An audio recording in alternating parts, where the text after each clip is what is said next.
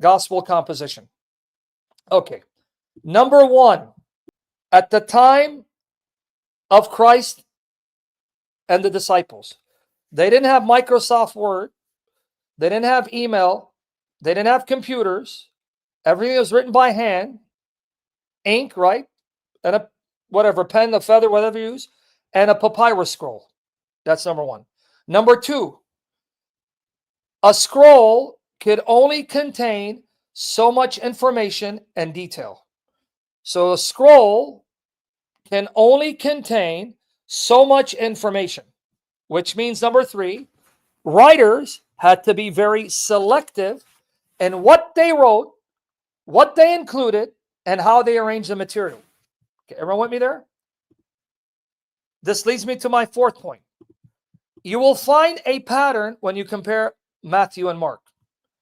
Whenever you find the same story mentioned in Matthew and Mark, you'll find in most instances, Mark gives you more details than Matthew does.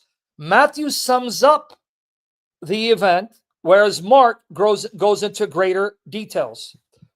This is true across the board. Read the story of the woman, right, who had a bleeding disorder, or Jairus' daughter, and compare it to Matthew and Mark.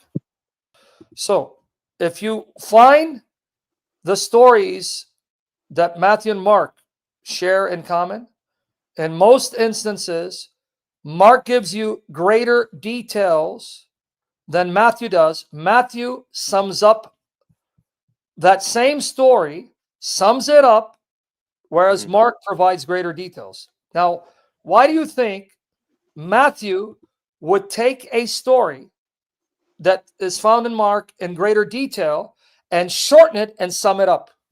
Why do you think that's the case? Probably to focus on other things.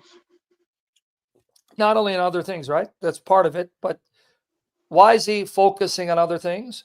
Because he wants to include other things in his gospel that are unique to him.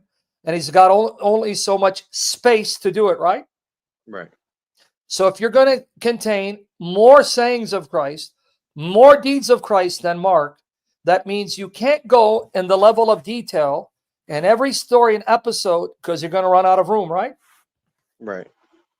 So now, would it make sense that we have one writer that will go in greater detail in regards to specific events than another writer, because the writer who goes in greater detail has less material and doesn't include as many stories as Matthew does? Correct. Yeah, that makes sense. So now you see why Matthew did what he did, right? Instead of giving you strict chronology, instead of going with, well, Jesus cursed the fig tree, entered the temple, drove out the money changers, cleansed the temple, and the next day they saw the fig tree withered, Matthew decided to combine that event in a single moment to sum it up so you can have more room to discuss the other events, other details that Mark does not include. Yeah, that makes sense. Has everyone got what I'm saying? So this is how the gospel is written. Now, unless you're going to impose a 21st century standard of writing biographies or history, but allow the Gospels to write what's known as Greco-Roman biographies histories in light of their historical cultural context and see whether such reporting was acceptable and considered accurate and not fraudulent, then you're going to have a problem.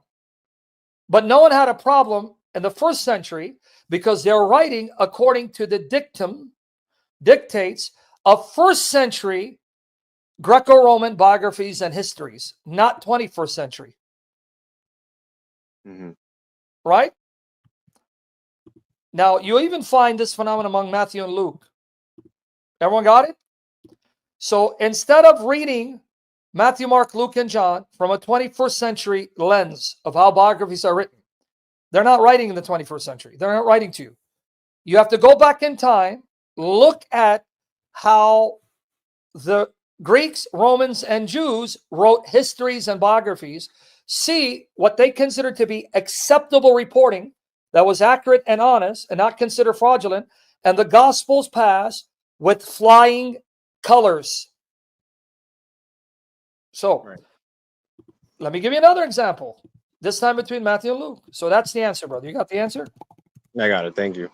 Yeah. So always tell them, is this way of reporting the events of Christ inaccurate? If so, according to what standard? Mhm. What time frame? 21st century reporting or first century reporting? Right. It would be dishonest to say comparing it to what we have today. Exactly. They're not written to you. They're written to them. And they Right. know their audience, and they know our audience understand. Because remember, when the gospel is written, they're not written independently from the community. See, this is another thing Protestants forget. When Matthew writes the gospel, he's writing it for the community, which means the community will also have the background information and the details and will be able to understand the context with greater depth. They were not written as standalone, where you go to Barnes and Nobles and pick up a biography on someone you don't know. Keep in mind, they're written to the community. Matthew's writing to his community, a community he spent years with, catechizing, teaching, so they have a lot more information. They have all the background details. So when they read the gospel, they can now understand it with greater clarity because they have the background details given to them by Matthew, because he's writing to the community that he's catechized and trained and spent years with. Yep. This is what happens with the Protestant mindset, because it's like me going up to Barnes & Noble's picking up a biography on Bruce Lee. Okay, and it was all right. Well, I know nothing about Bruce Lee except that he's a martial arts star, and I didn't spend any time with him. So let me read a biography about what people said.